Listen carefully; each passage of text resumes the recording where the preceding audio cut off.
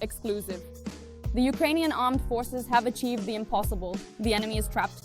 A unique GUR operation on the other side of the Dnipro. The Kremlin's new artillery position. The occupiers are surrounded. Special operations forces are breaking through the rear. This has never happened before. Depots, headquarters, 19,000 drones, and even triumphs are burning. And on the front line, a new generation of warriors. The Ukrainian armed forces continue their advance. The enemy is losing everything. Victory is near. They greet each other. Ukraine is with you today. Solomia Dolik and the latest events.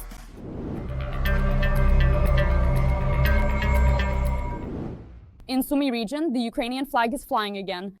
The Ukrainian armed forces have raised the flag and liberated Oleksivka. Our defenders are gradually regaining control over the settlement. Meanwhile, the Russian occupiers have found themselves trapped, without water, without food, and without a chance.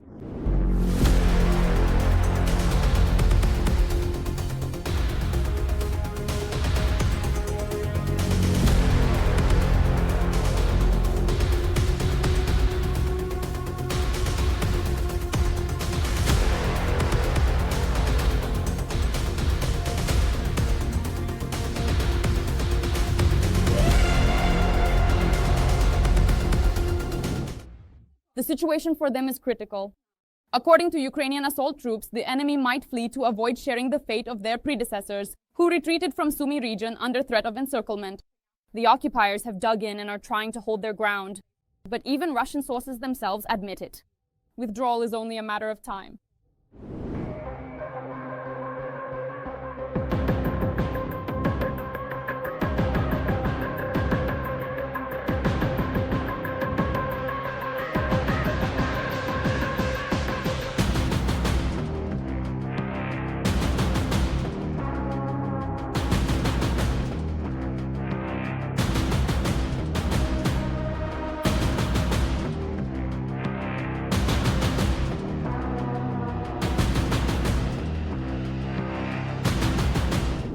But the Kremlin does not stop. Instead, it keeps trying to throw in new cannon fodder. Ukrainian defenders are already recording more and more foreign mercenaries in the ranks of the Russian army. They are being recruited in Nepal, Iraq, and African countries. Poverty, deception, and promises of a better life bring them to Ukrainian soil. But the end is the same for everyone. Death in a war that doesn't even belong.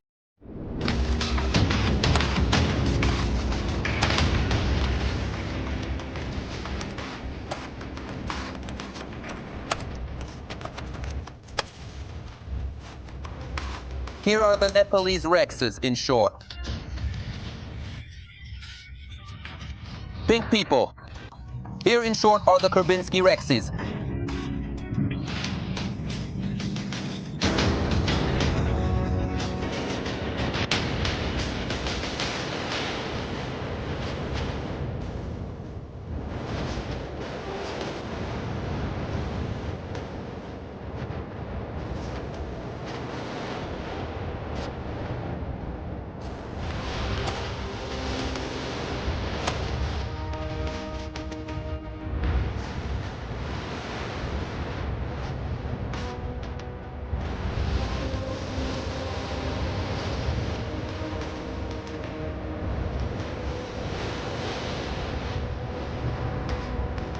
My name is Sajjad.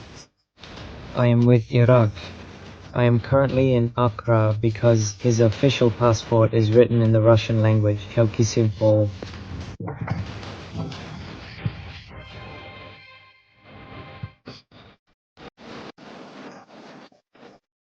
While the Russian authorities are gathering mercenaries from all over the world to patch holes in the front, Ukrainian defense forces strike accurately and painfully. This time, right at the core. Special operations forces struck the logistics hub of the 80th Marine Brigade of the Russian Federation in the Kursk region. Ammunition depots, equipment, and the supply base were destroyed.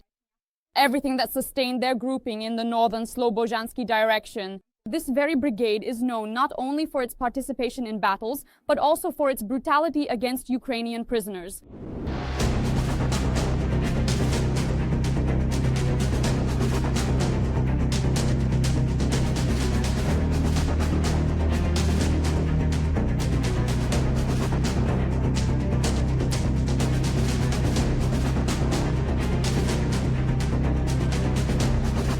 But that was just the beginning. Special Operations Forces continue their work, striking deep into the enemy's rear in the Kaluga region. During reconnaissance, our operators discovered one of the most advanced Russian air defense systems, the S-400 Triumph SAM system. They received confirmation, relayed the coordinates, and within minutes, the launcher and radar were destroyed by strike drones.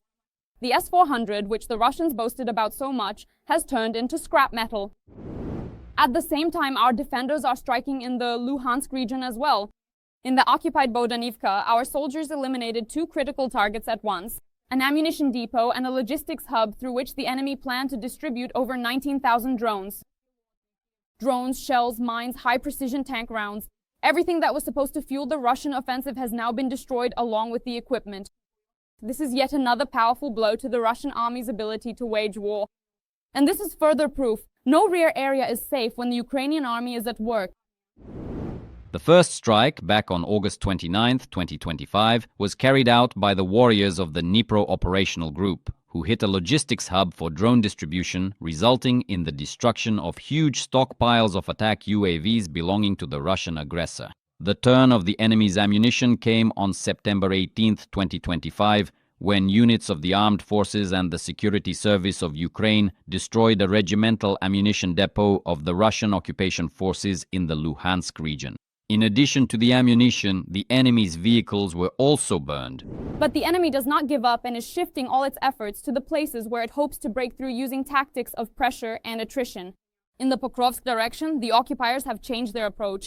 Now they operate in small groups, trying to bypass our forward positions and cut off logistics. Up to 600 enemy drones are in the sky every day. Our soldiers are holding the defense, detecting and destroying infiltrations. They are mining routes and blocking threatening direction.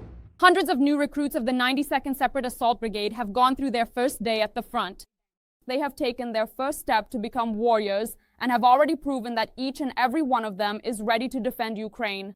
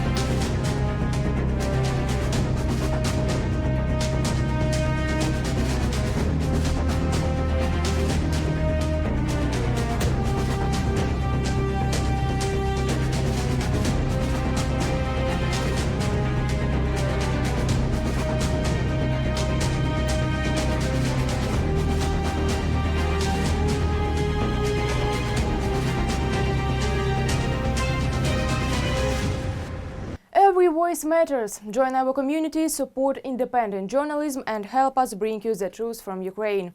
Become a member of Ukraine today. Join us now. These are no longer isolated successes. This is systematic work.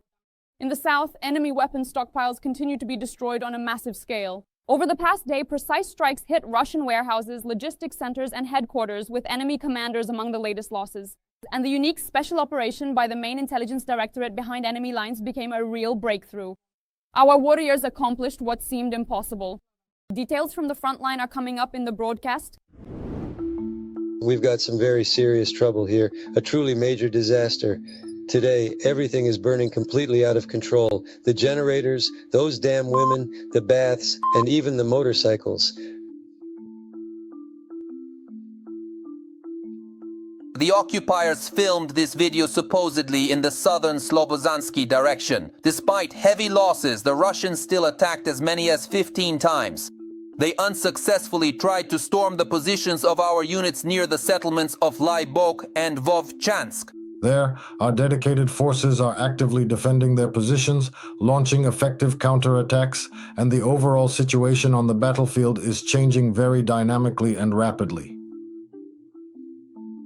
Meanwhile, in the Pokrovsk direction, our defenders stopped as many as 87 assault and offensive actions by the aggressor in the area of the settlements of Shakov, Volodymyrivka, Horikov, Dakhne, and others. The Russian forces attempted to bypass the strategically important city of Pokrovsk from the northern direction. In doing so, they endeavored to establish a complete ring, or at least a semi-encirclement, around the significant Pokrovsk-Mirnohrad urban agglomeration. But they are not succeeding. In the Kramatorsk direction, at least 4 combat engagements have been recorded. The invader attacked in the area of the settlements of Chasiv Yar, Stuposhki, Oleksandro Shultin, and Bilahora. In turn, the defense forces, with units of the 5th Assault Brigade, carried out a precise and coordinated operation to detect and neutralize enemy artillery. The soldiers posted the corresponding video online, and these are already the shots of our drones hunting down enemy personnel.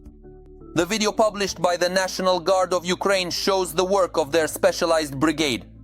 The enemy finds no peace from the armed forces of Ukraine, neither on land nor on water. Over the past day, the occupiers have also lost a considerable number of their boats. And here, yet another enemy ammunition depot goes up in the air. Despite the enemy's use of electronic warfare, the Ukrainian armed forces drones hit their targets precisely. This week, Putin has also lost several of his generals, as all of them, thanks to the Special Operations Forces, have gone to attend a concert with Kobzon. Our fighters managed to strike the logistics hub of Russia's 810th Separate Marine Brigade in the Kursk region. The strike hit the occupiers' storage bases, ammunition depots, as well as concealed locations where the brigade's weapons and military equipment were kept. But despite all of Russia's losses at the front and the relentless strikes on their positions, the Kremlin does not stop its attempts to terrorize peaceful Ukrainian cities. Thus, the Russian Federation plans to increase missile and drone strikes to up to 1,000 attacks per day by the end of the year. This was stated by the Secretary of the National Security and Defense Council, Rustem Umerov. According to him, after dictator Putin's meeting in Alaska following American President Donald Trump, attacks on Ukraine only intensified. Of course, we need more air defense systems, we need funding for drones and interceptors. Russia is trying to increase the number of attacks to 1,000 per day. Therefore, by the end of the year, I think they will expand them. And this indicates that Russia has no serious intention of ending this war.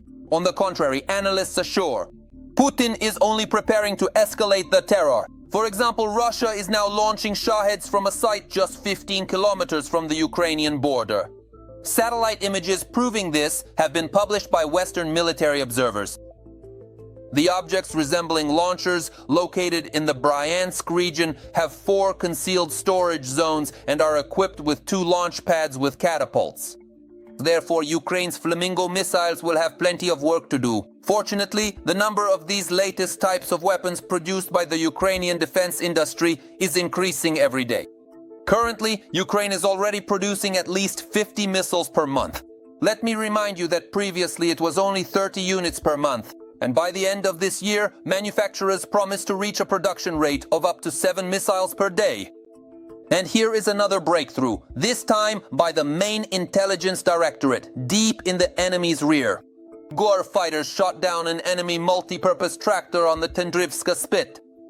As a result of a nighttime raid, our fighters managed to set up a mini minefield on the Spit, and later, a Russian occupier's multi-purpose tractor fell into this trap. Previously, Russian army soldiers used it to deliver personnel, weapons, and supplies to enemy positions. But now, thanks to the special operation by the GOR, they won't be able to anymore. At the same time, the artillerymen of the 60th Brigade continue to destroy the enemy one by one in the Petrovshchina area. Every shot here is about the lives of comrades and civilians. This warrior remains unbreakable even in the fiercest battles. Watch further to see how our defenders operate on the front line. An armored vehicle body and additional metal grills. This is the bare minimum needed to make a trip to the front line. Safer. We are on the border between Donetsk and Dnipropetrovsk regions. Right now we're walking along a dangerous stretch of road, and it's best to get through it as quickly as possible and, of course, rely on electronic warfare systems. Our film crew is visiting the artillerymen of the 67th Separate Mechanized Brigade. We mourn the soldiers of Bakhmut, Chasiv Yar, Serebryansky Forest, Kursk region, and Sumy region. Currently, their area of responsibility at the front is the border between 2 regions.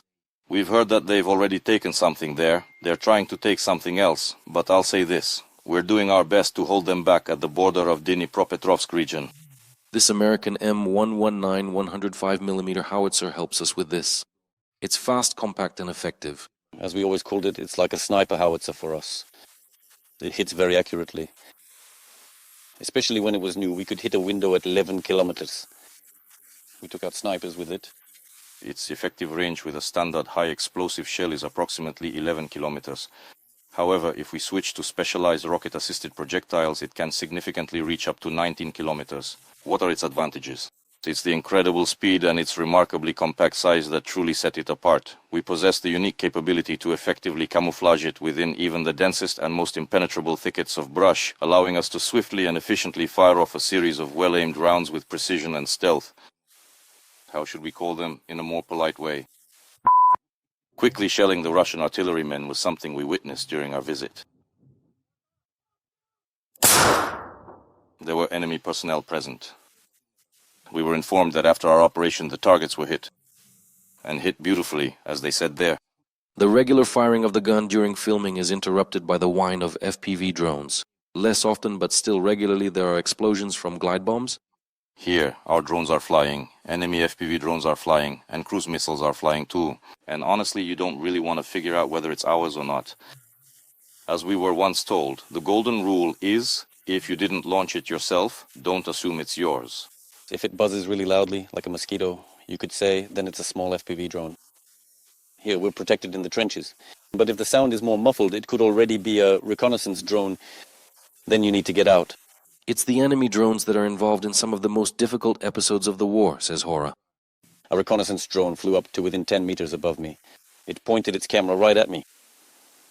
That was basically another birthday for me. We managed to shoot it down that time. During filming, the artillerymen didn't shoot down enemy drones, but hiding in the thickets. It was something everyone had to do more than once. That's the most interesting part. As soon as you finish your work, the winged ones are already looking for you. Here, you really get to know what it feels like to have death flying above your head. Wings, as they say, are always coming.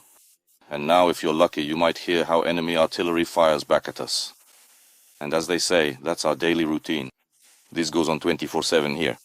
You can support the artillerymen of the 60th Separate Mechanized Brigade by donating via the QR code on the screen.